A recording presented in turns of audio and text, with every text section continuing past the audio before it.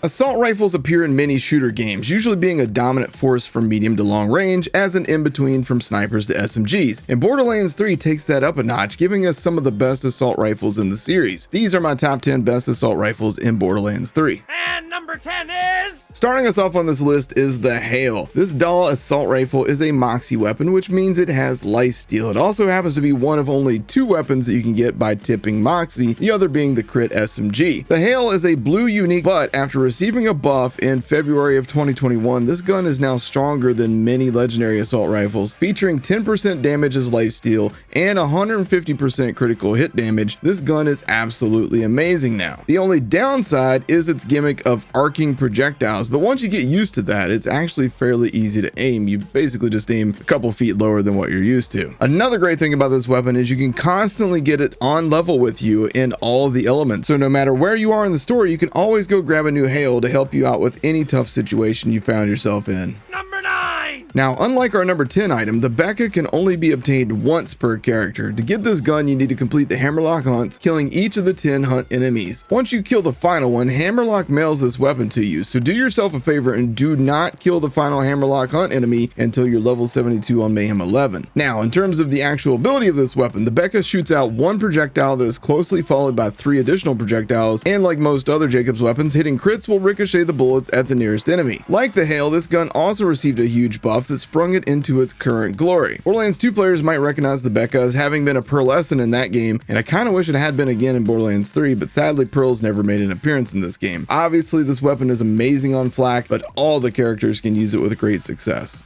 Number 8!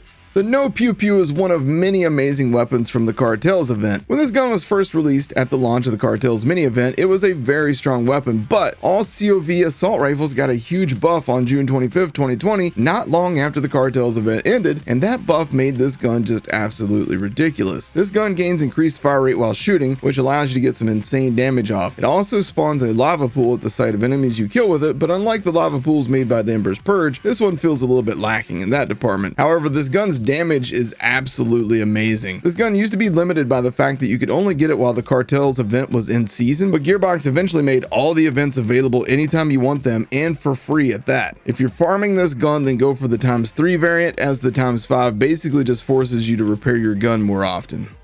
Number 7!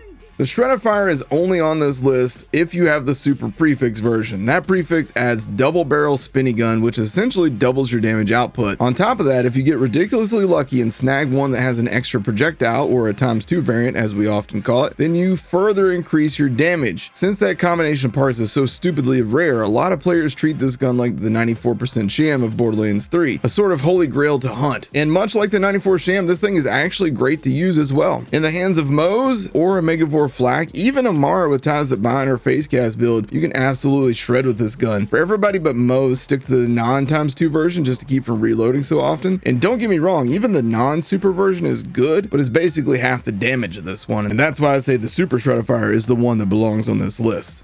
And now for number 6! The clairvoyance is one of my favorite assault rifles that I've ever used in Borderlands history. Landing crits applies stickies to the target, which explode after a short delay or upon reloading. Sadly, those explosions don't do splash damage, otherwise this gun would probably be top 3 on this list. But after the stickies explode, they ricochet one bullet to the nearest enemy and do further damage. Sadly, this gun is locked to cryo elemental, but you can roll it with a Gatling prefix, which will allow you to fire this thing full auto, or you can also get a masher part, giving you 4 projectiles for the cost of 2 ammo per shot. And honestly, that makes this gun very, very strong. Like a lot of other items on this list, the clairvoyance also received a buff, this time on December 17th of 2020, increasing the weapon damage by just 43%. And honestly, that was one of the more sensible buffs we've ever had in this game, increasing the gun just enough to put it over some of the other amazing ARs on this list without making it feel as crazy as the guns that we're about to see in the top 5. And here we are at number 5! Sliding in at number 5 is the Rowan's Call. This full auto Jacobs assault rifle has the unique ability of regenerating your ammo while you hit crits, and also still ricocheting orbs at the nearest enemy that do weapon element splash damage. You talk about a weapon that's very rewarding for accuracy, and this is it. Landing crits and keeping the ammo up non-stop while doing insane damage to the enemy you're shooting and everybody around them is insanely fun. At launch, this weapon was decent, but it wasn't until the June 10th, 2021 update where they increased its damage by 300 300%, at which point this gun became one of the best overall weapons in the game for every single character. Mose loves it for the splash crits, Ties the Banamara loves it for how crazy it is with indiscriminate, Zane loves it because it goes burr, and Flak absolutely loves it because of crits. Guaranteed to be one of the most fun weapons you'll ever use in a Borderlands game, provided that you are at least somewhat accurate. Moving on to number 4. Speaking of fun weapons to use, the OP-Q system is a legendary version of the popular Q system assault rifle introduced with the Cartels event. This weapon quickly became one of the most popular weapons in the game. The special ability of this gun is that it occasionally does shock splash damage. Also, while in the alternate firing mode, it can deploy a drone of itself to fight alongside you while you have it in your hand, targeting any enemy that you look at. That drone also does shock splash damage. This gun is so strong that even when the Cartels event ended and the level cap was increased, people were still using this gun on higher levels and doing more damage than most other non-legendary weapons. Eventually, Gearbox made the Cartels and other seasonal events permanent, allowing us to now get this at max level. And now we're down to number 3. The newest assault rifle in Borderlands 3, introduced with Vault Card 3 from the director's cut, the Blade Fury is absolutely insane. Doing both bullet damage as well as melee damage since it shoots out knives, this gun is like a combination of the Face Puncher and the Clairvoyance. And much like the Clairvoyance, you can get this one in a masher variant to have 4 projectiles at just 2 ammo per shot, or if you fancy it, get yourself a Gatling version so you can shoot this thing full auto. Either way, this gun is crazy because in addition to everything I just said, this gun can also bypass certain boss immune phases, as you can see right here. So grind yourself some Vault Card XP and go get this gun. You absolutely will not regret it. And here we are at number 2. Even though the Soulrender comes in at number 2 on this list, it's actually my favorite assault rifle in the game and one of my favorite weapons in Borderlands history. This gun shoots standard bullets, but it also occasionally launches skulls that do 20 times the base damage of the gun as splash damage. So on Mayhem 11, this thing is outputting some stupid numbers. These skulls will also auto-track enemies for you, meaning this gun is ideal for anybody with bad aim, you know, in case you know anybody like that. I cannot stress enough just how much I love this gun on every single Vault Hunter in nearly every situation. Go farm Tom and Zam in the Heart's Desire map and the Guns, Love, and Tentacles DLC to get yourself one. Focus on getting the highest base damage you can find, but also make sure it's a full auto version. Honorable mention.